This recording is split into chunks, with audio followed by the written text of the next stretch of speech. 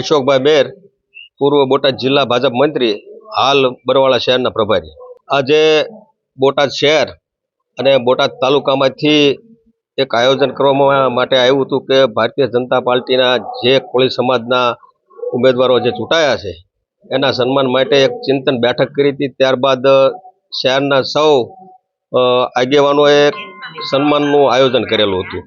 એ માટે આજે તાલુકામાંથી કોળી સમાજના આગેવાનો તેમજ ભારતીય જનતા પાર્ટીના સૌ વરિષ્ઠ કાર્યકરો અને બોટાદ શહેરના કોળી સમાજના આગેવાનો અને વરિષ્ઠ કાર્યકરો અને હોદ્દેદારોએ સૌએ આયોજન કરેલું કે ભાઈ આપણે બોટાદ જિલ્લા પંચાયત પાળિયાદ અને ત્યારબાદ નગરપાલિકાના 8 કોળી સમાજના આગેવાનો જે ચૂંટાયા છે એનું સન્માન સમારંભનું આયોજન કરેલું હતું. આ સમારંભનો હેતુ છે કે ભારતીય જનતા પાર્ટી વધારેમાં વધારે મજબૂત થાય અને કોળી સમાજને ન્યાય મળે એ માટેનો આજે માત્ર ને માત્ર કોળી સમાજ ભારતીય જનતા પાર્ટી પ્રેરિત જ આયોજન ગોઠવેલું છે.